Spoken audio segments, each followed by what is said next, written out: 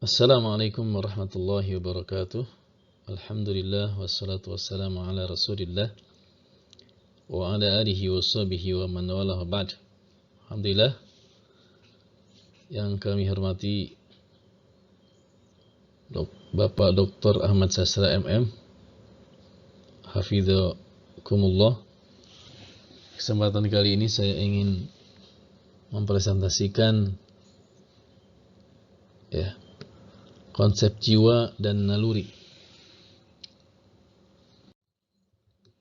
Latar belakang, jiwa adalah sesuatu yang terdapat di dalam diri manusia yang tidak dapat diketahui wujudnya, yang dapat menerima arahan kepada kebaikan dan keburukan, dan memiliki berbagai sifat dan karakter kemanusiaan, juga memiliki pengaruh yang nyata pada perilaku manusia. Manusia adalah makhluk yang mempunyai dua dimensi, yang tercipta dari tanah, jasmaninya, dan ruh ilahi, akal dan rohaninya. Karena adanya unsur tanah inilah, manusia dipengaruhi oleh kekuatan alam. Sama halnya dengan makhluk-makhluk hidup di bumi ini, ia butuh makan, minum, berhubungan badan, dan lain sebagainya. Dengan akal dan ruhnya, manusia meningkat dari dimensi kebutuhan tanah itu, walaupun ia tidak dapat, bahkan tidak boleh melepaskannya, tidak dapat melepaskan dari unsur tanah itu, karena tanah itu adalah bagian dari substansi kejadiannya. Roh pun memiliki kebutuhan-kebutuhan, seperti jasad atau fisik tadi, agar dapat terus menghiasi manusia. Manusia memiliki kegiatan spiritualnya. Jadi melalui kegiatan spiritualnya untuk ruhnya ini, maka dengan seperti itu akan mampu meningkatkan dari alam materi ke alam pikir dan alam jiwanya. Dimensi spiritual inilah yang menghantarkan manusia cenderung kepada keindahan, ada tadhiyah, pengorbanan, ada kesetiaan, ada pemujaan, dan lain-lain sebagainya. Begitu menurut Pak Quraisy Shihab. Agama Islam tidak hanya memperhatikan dan mengurusi fisik manusia semata, tapi juga memperhatikan hal yang non-fisik, seperti jiwa dan nalurinya. Bahkan perhatian terhadap non-fisik, jiwa, naluri, akal, ini porsinya lebih banyak. Dalam Al-Quran kata jiwa, kata nafs, terulang disebutkan beratus-ratus kali. Ini menunjukkan bahwa Al-Quran memberikan perhatian besar, memberikan perhatian lebih terhadap masalah jiwa ini. Adapun para ilmuwan barat, mereka mengesampingkan pembahasan tentang non-fisik ini. Mereka hanya berputar kepada hal-hal yang bisa diindrawi.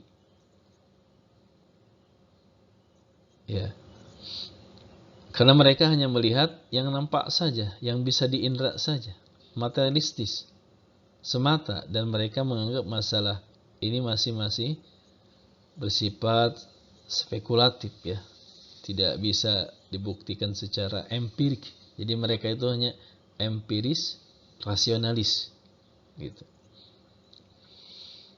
Sejarah perkembangan teori psikologi barat, sejarah perkembangan teori psikologi barat itu senantiasa mengalami revisi tentang teoritisnya.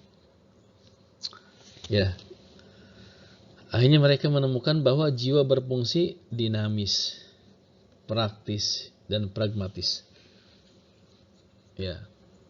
Dengan perubahan zaman, perbedaan orang, latar belakang, tempat, ini akan mempengaruhi juga teoritis tentang masalah jiwa ini, sehingga akan terus mengalami revisi teoritis dan lain sebagainya. Teori barat tentang jiwa ini berangkatnya dari materi. Ya, hasil pengamatan gitu ya, alat indera, panca indera.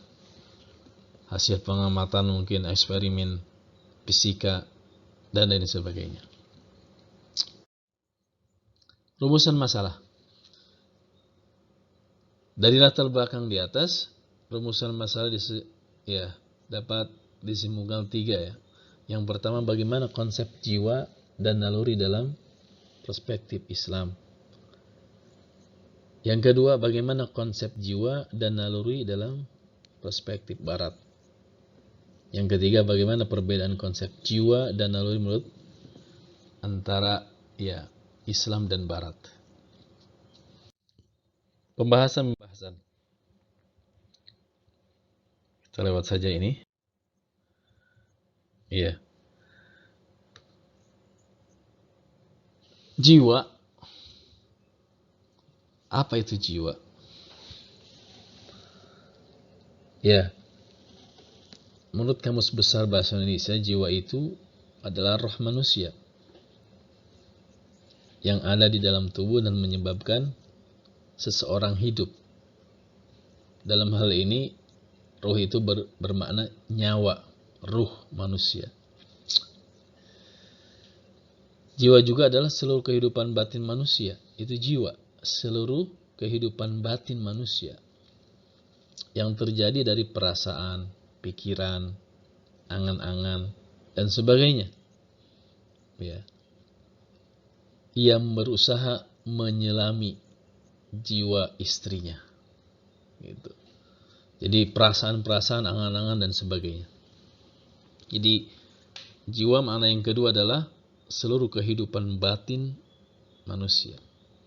Berikutnya, makna jiwa adalah sesuatu atau orang yang utama dan menjadi sumber tenaga dan semangat, sehingga mampu dia menggerakkan. Ya, seperti ungkapan beliau dipandang sebagai jiwa penggerak rakyat. Gitu ya. Beliau dipandang sebagai jiwa penggerak rakyat. Mana yang berikutnya adalah orang dalam perhitungan penduduk. Jiwa penduduk Jakarta telah melebihi 10 juta jiwa. Kalau Ramadan itu kita sering mendengar laporan Badan Amin Zakat, pendapatan zakat berapa jiwa, kemudian disalurkan kepada berapa jiwa. Nah itu, jadi orangnya. Kemudian, mana lain daripada jiwa, itu dari KBBI ya. Mana lain daripada jiwa adalah, jiwa itu berasal dari bahasa an-nafas kalau di dalam Islam, yang digunakan dalam dua pengertian. Yang pertama adalah nafas dalam pengertian nyawa, nafs dalam pengertian nyawa. Yang kedua, nafs yang mengandung makna keseluruhan dari sesuatu dan hakikatnya menunjuk kepada diri pribadi. Setiap manusia memiliki dua nafs, nafas akal dan nafs ruh. Hilangnya nafas akal menyebabkan manusia tidak dapat berpikir, namun ia tetap hidup. Orang gila mungkin nafas akalnya itu hilang, tapi dia tetap hidup. Ini terlihat ketika manusia dalam keadaan tidur, atau orang gila tadi. Dan orang yang kehilangan akal ini di dalam Islam, dalam sudut pandang Islam, maka dia tidak dihitung tidak ditaklif. Sebagaimana dalam hadis itu, Rufi'atul aqlam atau Rufi'al qalam an salasin, yang salah satunya adalah anil majnun hatta ya'kila. Jadi orang gila tidak dihisab karena kehilangan perangkat yang bisa menyebabkan dia dihisab, yakni hilangnya akal. Sedangkan hilangnya nafas atau ruh menyebabkan hilangnya kehidupan.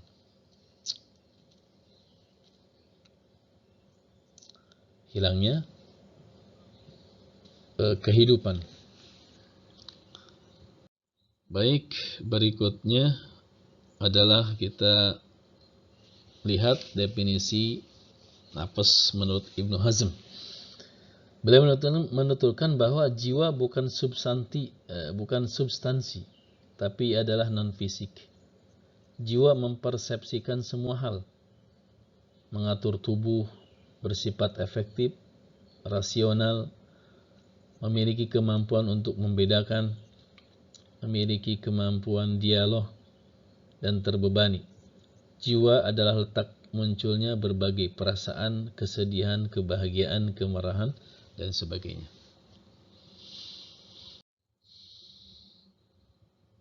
Itu jiwa. Yang kedua, naluri. Kita lihat definisi naluri dari KBBI ya, Kamus Besar Bahasa Indonesia. Naluri itu adalah dorongan hati atau nafsu yang dibawa sejak lahir.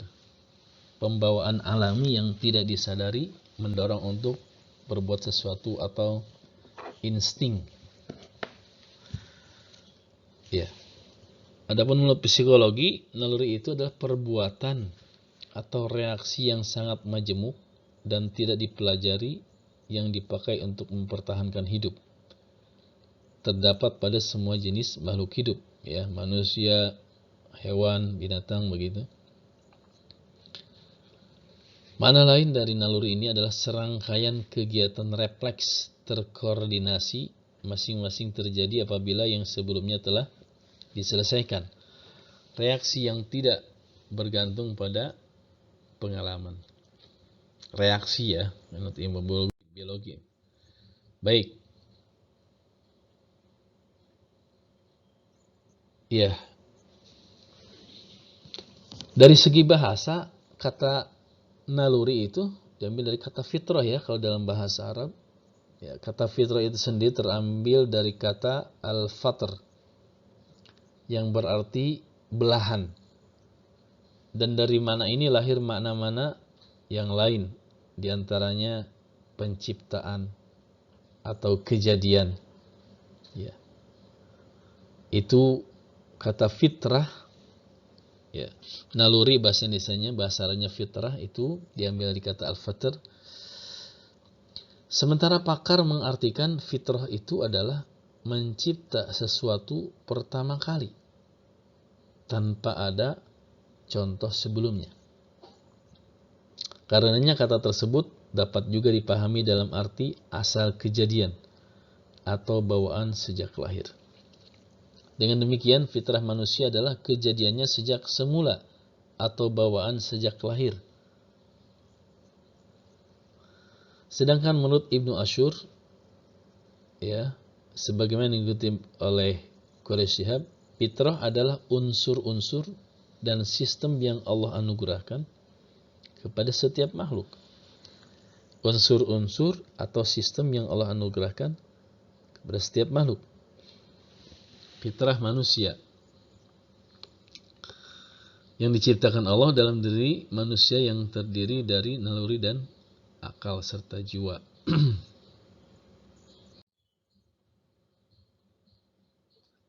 Konsep jiwa dan naluri menurut Islam. Konsep jiwa dan naluri menurut Islam. Ya, menurut pandangan Quraisy Shihab, manusia mengenal 3 level alam yang dia dialami oleh dirinya yang menentukan kualitas diri dan menentukan taraf hidupnya. Alam materi, alam pikiran, dan alam jiwanya. 3 level alam ini bila diparalelkan dapat dibandingkan dengan teori 4 level.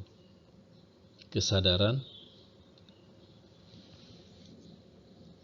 ya, yaitu kesadaran tak sadar, kesadaran ambang sadar, kesadaran sadar, dan supra kesadaran. Tak sadar, ambang sadar, sadar, supra kesadaran. Pada level alam materi, dimensi jismiyah itu dikendalikan oleh alam tak sadar. Dorongan bersifat alamiah naluri biologis. Ini adalah level terendah. Karena pada tahapan ini nilai kualitas manusia tidak fungsional. Level alam pikiran, dimensi akal dan qalb dikendalikan oleh alam kesadaran. Karena di sini daya akal dan qalbu sudah mulai difungsikan dan menentukan nilai kualitas manusia. Adapun level alam jiwa, psikis atau rohani, pendidikan manusia ditentukan oleh dorongan nafsu atau dorongan spiritualnya, rohani. Dikendalikan oleh alam ambang sadarnya yang berfungsi untuk mewujudkan dorongan-dorongan naluri biologis yang terdapat pada alam tidak sadar menuju kepada alam sadar. Nah, di sini cara nafsu memenuhi tuntutan kebutuhan naluri biologis ditentukan oleh tingkat kualitas pikirannya. Ya, kualitas pikirannya dimensi akal dan qalb. Dan rohaninya dimensi ruh dan fitrah. Maka di sini nafsu manusia akan dinilai atau dievaluasi apakah dia sebagai nafsu yang ammarah, ya, atau lawwamah atau mutmainnah. Kemudian bila perlakuannya didorong oleh dorongan spiritual atau rohani dimensi ruh dan fitrah, itu berarti manusia telah berada, ya, alam supra kesadarannya. Pada level ini manusia tidak hanya mengenal fisik dan lingkungannya, agama dan tanggung jawabnya, tetapi juga dia mengenal dan merasakan dimensi spiritual. Selanjutnya, konsep naluri dalam Islam.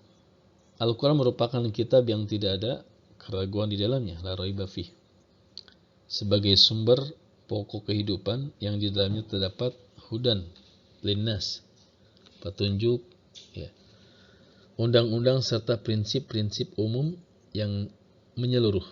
Di dalam surat Rum ayat 30 dijelaskan bahwa Islam adalah agama fitrah. Dan juga dalam hadis dinyatakan bahwa semua anak yang lahir dalam keadaan fitrah, tergantung kedua orang tuanya, yang akan menjadikan dia seorang Yahudi, Nasrani atau Majusi. Munculnya beberapa fenomena manusia di masyarakat yang dianggap telah keluar dari fitrahnya, seperti kedurhakaan yang terjadi pada umat Nabi Lut, kemusyrikan, transgender, dan transseksual, emansipasi manusia, dan korupsi yang merajalela. Ini keluar dari fitrah manusia. Dengan melihat ayat-ayat yang berkaitan dengan fitrah, menemukan macam-macam fitrah, yaitu pertama, bahwa fitrah manusia terbagi menjadi 3. 1, fitrah beragama. Fitrahnya manusia itu beragama, nalurinya. Ya, kalau orang tidak beragama berarti dia keluar dari fitrah yang Allah ciptakan. Fitrah suci. Yang ketiga, fitrah intelektual akliyah. Kedua, adapun faktor yang menyebabkan manusia berpaling dari fitrahnya adalah, yang pertama, tidak memahami perjanjian dengan Allah ketika di alam ruh, bermaksiat kepada Allah, tidak menggunakan akal dengan baik. Yang ketiga, cara memelihara fitrah manusia yaitu dengan cara kembali kepada Allah Subhanahu wa taala. Yang kedua, penyucian jiwa, tazkiyatun nafs. Yang ketiga adalah menggunakan akal dan pikiran. Konsep jiwa dan naluri menurut Barat. Para ilmuwan Barat mengesampingkan pembahasan tentang non-fisik ini, jiwa ini, karena tidak terindra, tidak tertangkap oleh panca indera. Karena mereka hanya melihat yang nampak saja semata. Ya, dan mereka menganggap masa ini masih masalah yang masih kira-kira gitu ya, masih spekulasi, bisa benar bisa tidak akan adanya hal ini. Sejarah perkembangan teori psikologi Barat senantiasa sama mengalami revisi, terus dinamis, berubah-ubah. Ya. Yang ketiga, teori Barat tentang jiwa berangkat dari ya, material ya, dari pengamatan panca indera, fisika, dan yang lainnya. Kesimpulan. Yang pertama, dalam diri manusia terdapat fisik dan non-fisik. Yang kedua, Allah yang menciptakan manusia dan mengetahui betul konsep yang sejalan dengan fitrah manusia. Yang ketiga, konsep Islam dalam masalah non-fisik atau metafisika. Dalam masalah ini yang berkaitan dengan jiwa dan naluri sudah jelas dan pasti, yaitu bersumber dari Yang Maha Pencipta, yakni Allah dan utusannya.